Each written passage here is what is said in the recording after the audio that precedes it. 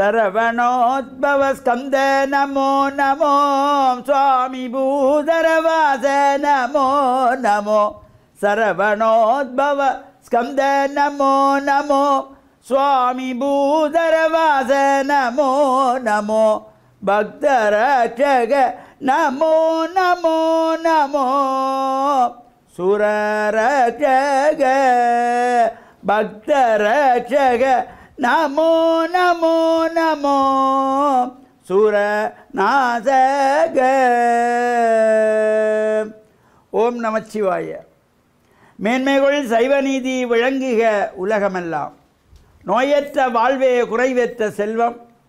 அந்த நோய் நொடிகள் இல்லாத வாழ்வு இந்த உலக மக்கள் எல்லோரும் வாழ வேண்டும் என்று கலியுகத்தின் காந்தமல யோதியாகிய சபரிமலை சுவாமி ஐயப்பனுடைய திருவடிகளையும் சிறந்தாழ்த்தி, கலியுகத்தின் தெய்வமாக போற்றுகின்ற அலங்கார கந்தன் நல்லூர் கந்தனுடைய திருவடிகளையும் சிறந்தாழ்த்தி, டான் தமிழொலி ஓம் தொலைக்காட்சி நேயர்கள் அனைவருக்கும் சர்வதேச இந்து மத குருபீடம் அகில இலங்கை சபரிமலை ஸ்ரீ சாஸ்தாபீடத்தின் சார்பில் இனிய வணக்கங்களும் நல்லாசிகளும். என்றும் மங்களகரமான விஸ்வாவசு வருஷம் ஆடி மாதம் 25ஆம் நாள் 10/8/2025 ஞாயிற்றுக்கிழமை. இன்று மலர்ந்திருக்கின்ற இன்றைய பொழுதும் நம் எல்லோருடைய வாழ்விலும் எல்லா விதமான சிறப்புகளும் வெற்றிகளும் கிடைப்பதற்கு இறையருளும் குருவருளும் பூர்ணமாக நிறைய வேண்டும் என்று பிரார்த்தித்து, இன்று பானுவாரம் என்கின்ற ஞாயிற்றுக்கிழமை சூரிய பகவானை வழிபாடு செய்வதற்கு ஒரு சிறப்பு.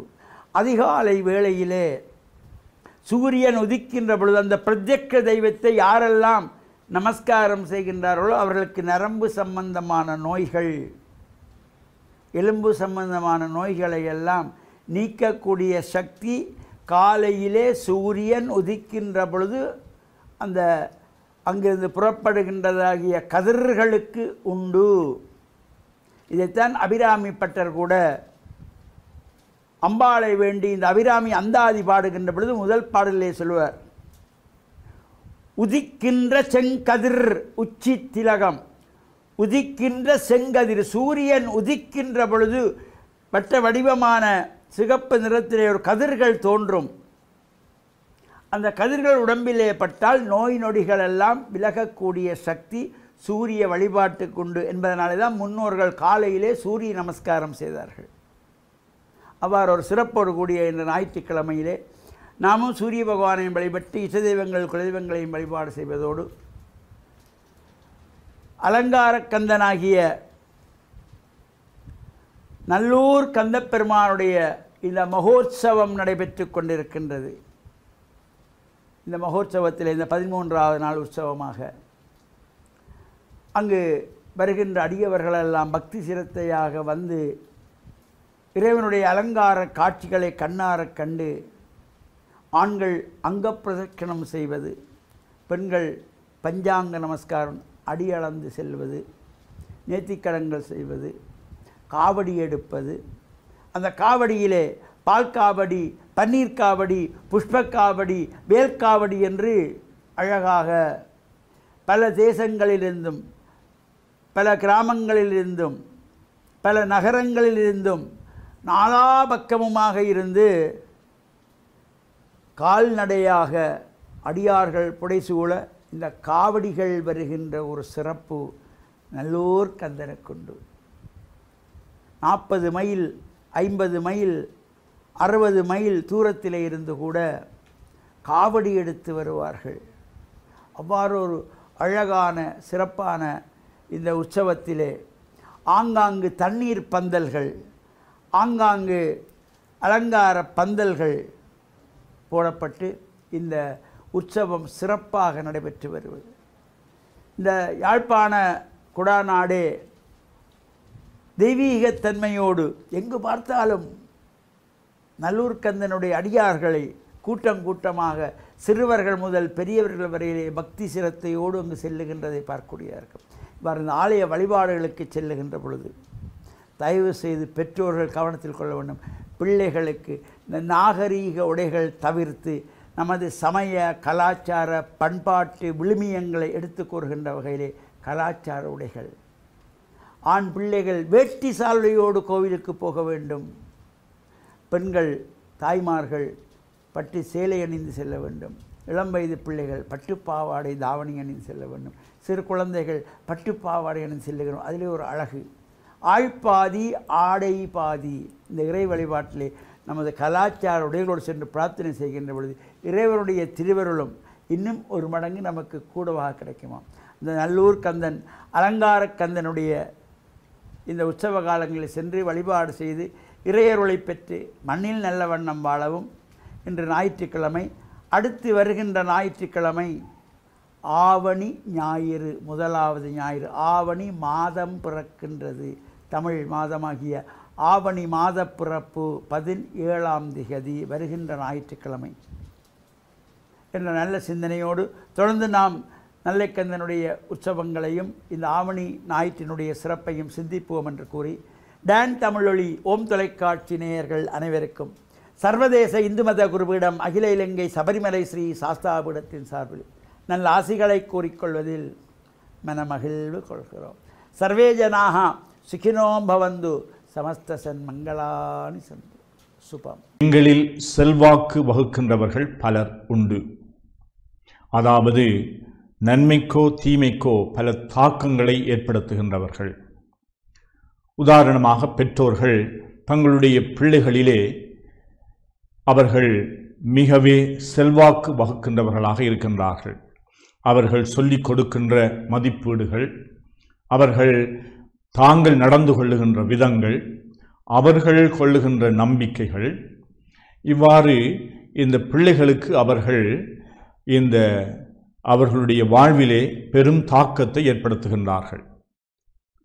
இந்த பிள்ளைகளை திருத்துகின்ற பொழுது, அந்த பிள்ளைகளுக்கு இது செய் இதை செய்யாது என்று சொல்லி கொடுக்கின்ற பொழுது, அவர்களுக்கு நன்மையான வழிகளை காட்டுகின்ற பொழுது எல்லாம் இவ்வாறு படிப்படியாக ஒருவருடைய ஆளுமையினுடைய உருவாக்கத்திலே பெற்றோர்கள், ஆசிரியர்கள், வழிகாட்டிகள், அன்பர்கள், நண்பர்கள் என்று பலரும் அவர்களுடைய வாழ்க்கையிலே செல்வாக்கு வகுக்கின்றார்கள்.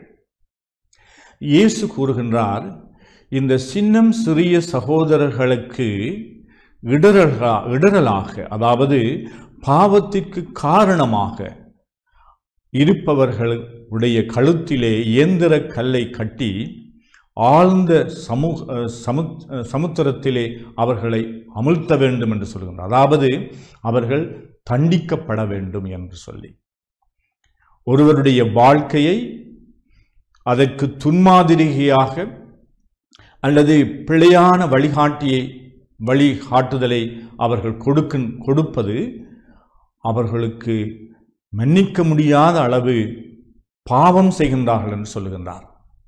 இடரல் ஆக இருக்கின்றோம். முன் உதாரணமாக இருப்பதை விடுத்து அவர்களை பாவத்திற்கு இழுத்து செல்லுகின்றோம். சிலர் சொல்லுவார்கள், உன்னுடைய நண்பன் யார் என்று கேட்டால், அந்த நண்பன் யார் என்று நீ சொல்லு, நீ யார் என்று சொல்லுவேன் என்று சொல்லி, அதாவது எங்களுடைய வாழ்க்கையை செல்வாக்கு வகுக்கின்றவர்களாக பலர் இருக்கின்றார்கள். நாங்கள் மற்றவர்களுடைய வாழ்க்கையிலே நல்ல தாக்கங்களை ஏற்படுத்த வேண்டும், நல்ல செல்வாக்கை ஏற்படுத்த வேண்டும். அவர்களுடைய வாழ்க்கையினுடைய மாற்றங்களுக்கு நாங்கள் காரணராக இருக்க வேண்டும், நல்ல மாற்றங்களுக்கு. அதனால் இயேசு கூறுகின்றார், ஒருவர் பிழைவிட்டால், அவர் மன்னிப்பு கேட்டால் மன்னியுங்கள், அதனூடாக நீங்கள் அவர்களை திருத்துகின்றீர்கள், அவர்களுடைய திருந்திய வாழ்வுக்கு நீங்கள் காரணமாக இருக்கின்றீர்கள். ஒருவருடைய வாழ்க்கை வளமானதாக உருவாகி கொண்டு போவதற்கு நீயும் காரணமாக இருக்க முடியுமா? அதிலே நீயும் பங்கேற்க முடியுமா என்பதுதான் இயேசுவினுடைய அழைப்பு ஆகும். நாங்கள் மற்றவர்களோடு பேசுகின்றோம், உறவாடுகின்றோம், அவர்களோடு வாழ்க்கையிலே நாங்கள் கலந்து கொள்கின்றோம், அவர்களுடைய நண்பர்களாக நட்பை நாங்கள் ஏற்படுத்தி கொள்கின்றோம். இவ்வாறு நாங்கள் மற்றவர்களோடு பழகின்ற பொழுது சொல்லுவார்கள், பூவோடு சேர்ந்த நாரும் மனம் வீசும் என்று சொல்லி. ஆகையினாலே நாங்கள் மற்றவர்களுடைய நல்வாழ்வுக்கு நாங்கள் செல்வாக்கு வகுக்கின்றவர்களாக, அவருடைய நன்மைத்தனத்திலே நாங்கள் பங்காளிகளாக இருக்க முயற்சிக்க வேண்டும். இதைத்தான் இயேசு தம்முடைய சீடர்களுக்கு தன்னுடைய நம்பிக்கையை அவர்களுக்கு சொல்லிக் கொடுத்தார். பெற்றோர்கள் தங்களுடைய நம்பிக்கையை பிள்ளைகளுக்கு சொல்லிக் கொடுக்க வேண்டும். அதற்கு நாங்கள் நல்ல நம்பிக்கைகளை, அதாவது வாழ்வினுடைய உயர்ந்த மதிப்பீடுகளை நாங்கள் எங்களுடைய வாழ்க்கையிலே கொண்டிருக்க வேண்டும். நாங்கள் சில கொள்கை பிடிப்புள்ளவர்களாக, சில பண்புகளை நாங்கள் அதற்கு முதன்மை கொடுக்கின்றவர்களாக நாங்கள் இருக்க வேண்டும். அதற்கு நாங்கள் முன்னுரிமை கொடுக்கின்றவர்களாக இருக்க வேண்டும். இவ்வாறு எங்களுடைய வாழ்வில் நாங்கள் மற்றவர்கள் மீது நல்ல தாக்கத்தை ஏற்படுத்தி அவர்களுடைய வாழ்க்கையை வளம்படுத்துவதற்கு எங்களுடைய பங்களிப்பை செய்ய வேண்டும். எதிர்மறையாக சொல்லப்போனால் அவர்களுக்கு இடரலாக இருந்தால், நாங்கள் துன்மாதிரியாக இருந்தால் தண்டிக்கப்பட வேண்டியவர்கள் என்று இயேசு கூறுகின்றார். அதனாலே நாங்கள் முன்மாதிரியை காட்டுகின்ற, அவர்களுக்கு நல்ல பண்பை ஊட்டுகின்றவர்களாக எங்களுடைய வாழ்க்கையில் நாங்கள் திகழ வேண்டும். பாலோடு சேர்த்து பண்பையும் ஊட்ட வேண்டும் என்று ஒரு தாய்க்கு சொல்லிக் கொடுப்பது போல எங்கள் ஒவ்வொருவருக்கும் இயேசு என்று சொல்லித் தருகின்றார். மற்றவர்களுடைய நல்வாழ்விலே நீங்கள் பங்காளிகளாக இருங்கள் என்று. இது வரத்தை நாங்கள் இறைவனிடம் கேட்டுக்கொள்வோமாக. ஆமென்.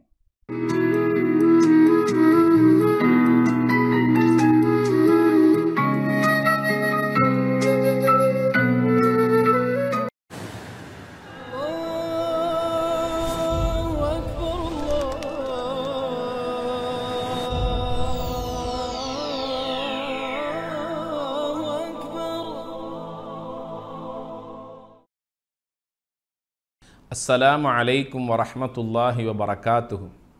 நஹ்மதுஹு வ நுஸல்லி அலா ரசூலிஹில் கரீம். அம்மா பஅத். இறைவன் நமக்கு அளித்த அருட்கொடைகளில் ஒன்று நாவன்மை ஆகும். இந்த நாவின் மூலமாக மனிதன் உண்மை பேசுகிறான், இன்னும் ஒன்று பொய் பேசுகிறான். உண்மை பேசக்கூடியவர்கள் உண்மையாளர்கள் என சமூகத்திலே மதிக்கப்படுகிறார்கள். பொய் பேசக்கூடியவர்கள் சமூகத்திலே பொய்யர்கள் என அடையாளமிடப்படுகிறார்கள். எனவே நம்முடைய நாவன்மையை 4 மனிதர்களுக்கு பயனுள்ள விதத்தில் நாம் பயனளிக்கக்கூடிய ஒரு நாவாக நம்முடைய நாவை நாம் இறைவனிடத்திலே கேட்டுக்கொள்ள வேண்டும். நபிகள் நாயகம் ஸல்லல்லாஹு அலைஹி வஸல்லம் அவர்கள் தினமும் காலை நேரத்தில் இறைவனிடத்தில் இப்படி ஒரு அருமையான பிரார்த்தனையை கேட்பார்கள். இறைவா, பயனளிக்கக்கூடிய நல்லறிவை நான் உன்னிடத்திலே கேட்கிறேன். எனக்கும் அது பயனளிக்க வேண்டும், மற்றவர்களுக்கும் பயனளிக்கக்கூடியதாக அந்த அறிவை நான் உன்னிடத்திலே இன்று பெற்றுக்கொள்ள வேண்டும். பயனளிக்கக்கூடிய நல்ல அறிவை நான் உன்னிடத்திலே கேட்கிறேன் என்று கேட்பார்கள். இரண்டாவதாக, உன்னுடைய அருட்கொடைகளுக்கு நன்றி செலுத்தக்கூடிய, மக்களுக்கு பயனளிக்கக்கூடிய நல்ல பேச்சுக்களை பேசக்கூடியதாக என்னுடைய நாவன்மையை தருவாயாக என இறைவனிடத்தில் நபிகள் நாயகம் ஸல்லல்லாஹு அலைஹி வஸல்லம் அவர்கள் இப்படியாக 2 முக்கியமான வார்த்தைகளை சொல்லி பிரார்த்திக்கக்கூடிய வளமையை பெற்றிருந்தார்கள் என்றால், இந்த 2லும் எவ்வளவு ஆழமான அர்த்தங்கள் இருக்கிறது என்பதனை நாம் புரிந்து கொள்ள வேண்டும். சமூகத்தில் இன்று பல பிரச்சனைகளுக்கு காரணமே மனிதன் பேசுகின்ற பேச்சுக்கள் தான். உண்மைக்கு பதிலாக பொய் பேசுவதும் புறம் பேசுவதும், மனித உள்ளங்களை தாக்கக்கூடிய அளவுக்கு கோள் சொல்லுவதும், இழிவான கேவலமான அசிங்கமான வார்த்தைகளை பேசுவதிலேயே இன்று மனிதன் தன்னுடைய நாவை பயன்படுத்தி கொண்டிருக்கிறான்.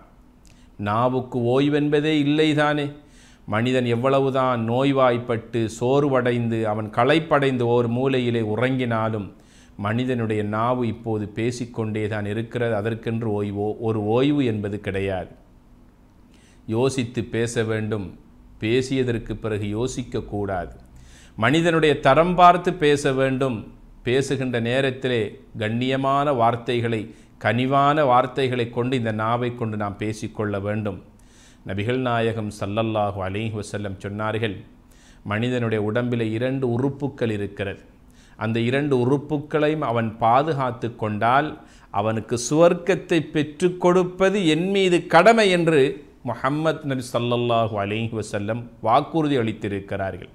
அந்த 2 உறுப்புக்களில் ஒன்று மனிதனுடைய நாவு, இன்னும் ஒரு உறுப்பு மனிதனுடைய மர்மஸ்தானம். இந்த 2 உறுப்பையும் சரியாக பயன்படுத்தி கொள்ளுங்கள்.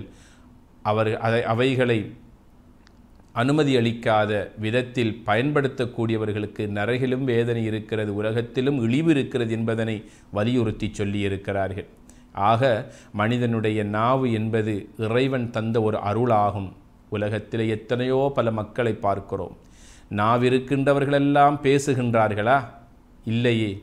ஆக இறைவன் நமது நாவை நமக்கு தந்திருக்கின்றான் என்றால் அந்த இறைவனுக்கு நன்றி செலுத்தக்கூடிய நாவாக நமது நாவை நாம் பயன்படுத்தி கொள்ள வேண்டும். இறைவனிடத்தில் பிரார்த்திக்கக்கூடிய நாவாக நமது நாவன்மையை நாம் பயன்படுத்தி கொள்ள வேண்டும். மனிதர்களுக்கு பயனுள்ள விதத்திலே பயனுள்ள பல அம்சங்களை பேசக்கூடியவர் நாவாக நமது நாவை நாம் பயன்படுத்தி கொள்ள வேண்டுமே ஒழிய அசிங்கங்களை பேசுவதை கொண்டு நம்முடைய நாவை நாம் பயன்படுத்தி விடக்கூடாது. சிரிக்கின்ற மக்களை அளவைக்கின்ற அளவுக்கு நம்முடைய நாவன்மையை நாம் பாவித்து விடக்கூடாது. சமூகத்தில் எத்தனை பல மக்கள் இன்று குழப்பத்திலும் கண்ணீரிலும் இருக்கிறார்கள். அத்தனைக்கும் அடிப்படை காரணம் மனிதனுடைய நாவாகத்தானே அடிப்படையாக இருந்து கொண்டிருக்கிறது. நபிகள் நாயகம் ஸல்லல்லாஹு அலைஹி வஸல்லம் சொன்னார்கள், உண்மையான ஒரு மனிதன் அல்லது உண்மையான ஒரு முஸ்லிம் யார் தெரியுமா? தன்னுடைய நாவினால், தன்னுடைய கரத்தினால், தன்னுடைய செயலினால் மற்றவர்களுக்கு இடையூறு கொடுக்காதவனே உண்மையான முஸ்லீம் என்று ஒரு முஸ்லீமுக்குரிய அடையாளத்தை, இலக்கணத்தை இந்த சமூகத்தினருக்கு சொல்லி காட்டியிருக்கிறார்கள். எங்களுடைய அயலவர்களில், எங்களுடைய மக்களிலே சிறந்தவர் யார் தெரியுமா? மனிதர்களில் சிறந்தவர் அயலவர்களோடு நல்லுறவை பேணக்கூடியவர்கள் என்று சொன்னார்கள். இன்று பார்த்தால் நாங்கள் பேசக்கூடிய பேச்சுக்கள் அடுத்த வீட்டில் இருக்கக்கூடிய அயல் வீட்டுக்காரர்களுக்கு கூட இடையூறு தருகின்ற அளவுக்கு சத்தமிட்டு பேசுகின்ற மக்களை பார்க்கிறோம். சத்தமாக சிரிக்கக்கூடியவர்களை பார்க்கிறோம். வீடுகளில் மட்டுமல்ல, பொது பயணங்களில் கூட, புகையிரத பயணங்கள், பேருந்துகளில், பொதுவான இடங்களில் இருக்கின்ற நேரத்தில் கூட மற்றவர்களுக்கு இடையூறு தருகின்ற விதத்திலே சத்தமாக சிரிப்பதிலும் சத்தமாக பேசுவதிலும் தங்களுடைய நாவன்மையை மனிதர்கள் பயன்படுத்தி கொண்டிருக்கிறார்கள். எனவே இந்த நாவு என்பது இறைவனிடத்தில் எங்களுக்காக நல்ல சுவர்க்கத்தை பெற்றுத்தரக்கூடிய ஒரு வாய்ப்பாக, அருளாக நாம் பயன்படுத்தி கொள்ள வேண்டும். இதுவே இறைவன் நம்மிடத்தில் எதிர்பார்க்கின்ற ஒரு குணாதிசயமாக இருக்கிறது. அந்த நாவை நல்ல முறையில் பயன்படுத்தி ஈடேற்றம் பெறுவோமாக.